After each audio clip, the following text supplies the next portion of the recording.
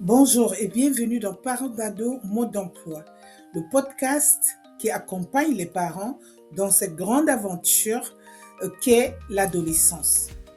Je suis ravie de vous retrouver pour ce 5e épisode de notre série consacrée à la communication en période de crise.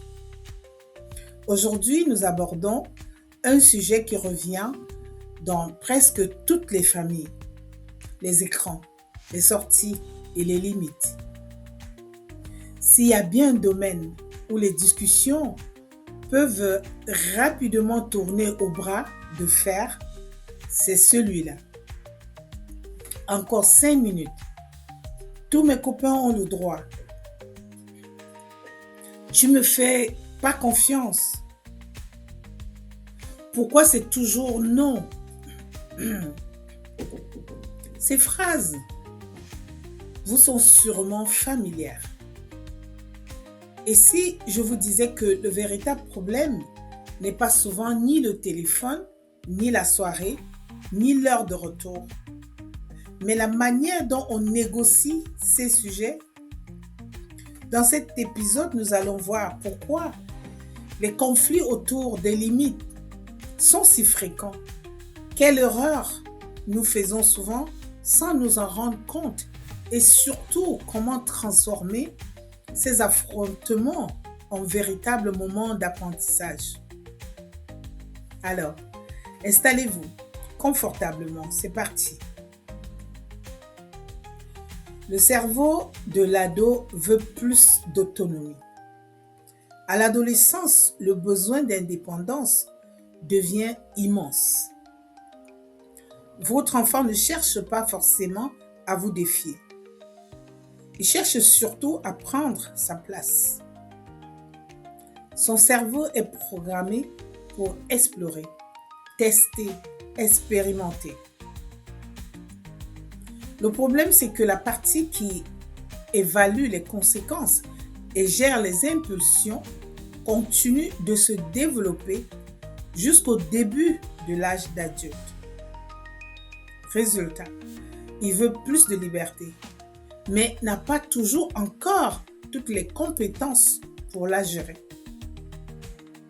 Et c'est précisément là que les parents interviennent, non pas comme des policiers, mais comme des guides. Les limites ne servent pas à contrôler, elles servent à sécuriser. Pourquoi les négociations dégénèrent? Prenons une situation classique. Votre ado demande « Je peux rentrer à minuit ?» Vous répondez immédiatement « Non ». Et la bataille commence. Pourquoi?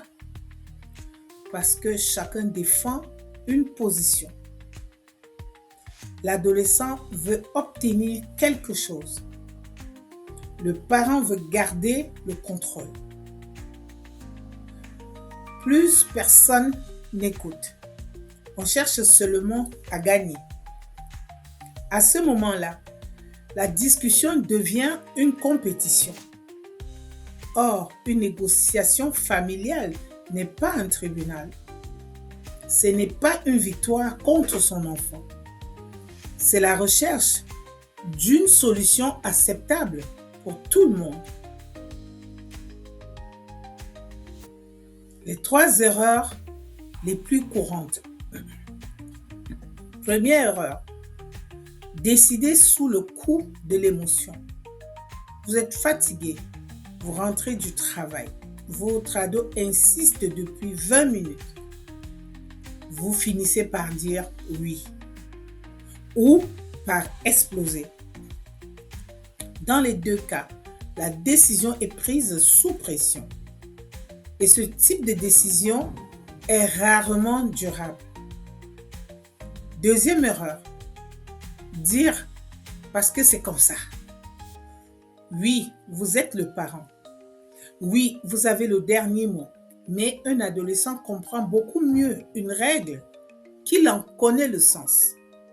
Par exemple, Je préfère que tu rentres à 22h30 parce que je veux être certain que tu puisses rentrer avec les transports encore en service. Ou encore, je limite le téléphone le soir parce que ton sommeil est essentiel. On n'explique pas pour se justifier. On explique pour transmettre. Troisième erreur, changer les règles selon son humeur. Un jour, le coucher est à 22h. Le lendemain, minuit. Puis le week-end suivant, retour à 22h. L'adolescent ne sait plus où sont les limites. Et lorsqu'une règle change, sans raison, elle perd toute sa crédibilité. La cohérence rassure énormément les adolescents, même s'ils prétendent le contraire. Comment négocier sans céder? Négocier ne signifie pas tout accepter. Cela signifie écouter avant de décider. Essayez cette méthode en 4 étapes. Première étape, écouter. Explique-moi pourquoi c'est important pour toi. Laissez votre ado parler sans l'interrompre. Très souvent, il se sent déjà davantage respecté. Deuxième étape, reformuler.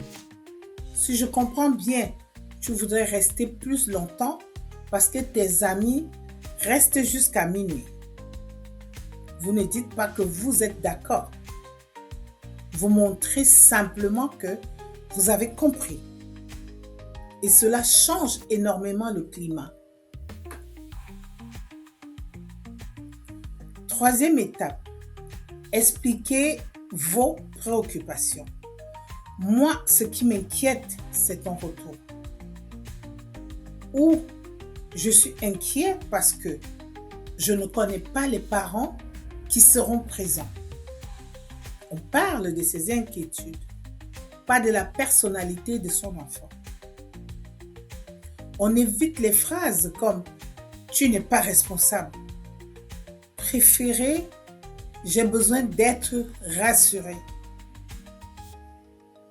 Quatrième étape, cherchez une solution. Par exemple, tu peux rentrer à 23h cette fois-ci et si tout se passe bien, nous en reparlerons pour la prochaine sortie. La confiance se construit progressivement, comme un escalier, pas comme un ascenseur. Le cas des écrans. Les écrans sont probablement le sujet numéro 1 des conflits familiaux. Le téléphone est devenu bien plus qu'un objet. C'est un moyen de communiquer,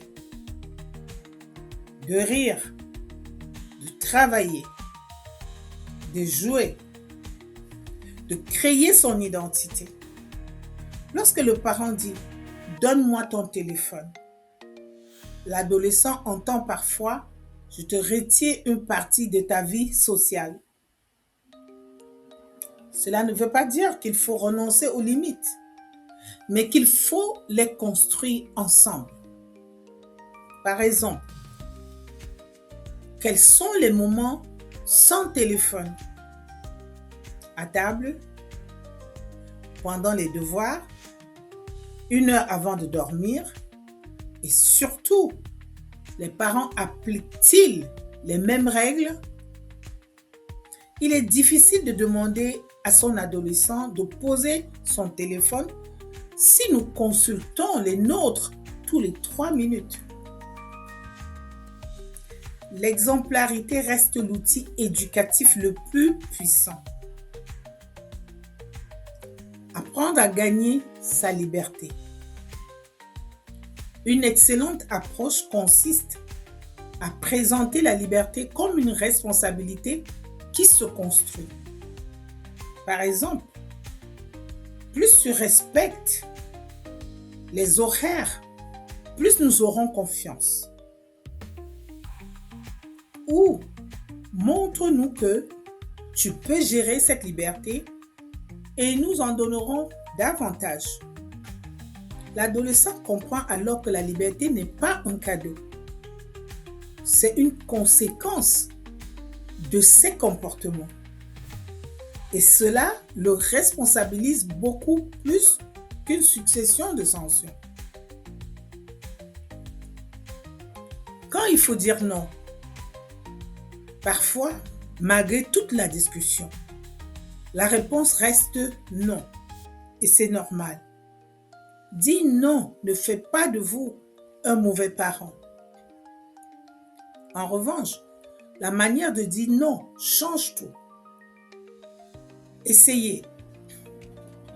Je comprends que tu sois déçu. Je sais que c'était important pour toi. Mais aujourd'hui, je ne suis pas suffisamment rassurée pour accepter. Votre adolescent ne sera peut-être pas satisfait, mais il se sentira davantage respecté. Et cela préserve le dialogue. Le défi de la semaine. Cette semaine, choisissez un seul sujet, de tension.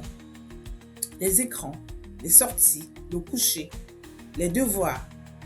Et remplacez votre réponse automatique par une question. Qu'est-ce qui est important pour toi dans cette demande? Écoutez jusqu'au bout, puis seulement ensuite donnez votre réponse. Vous serez peut-être surpris de voir que le conflit perd déjà en intensité. En conclusion, être parent d'un adolescent ne consiste pas à gagner toutes les discussions.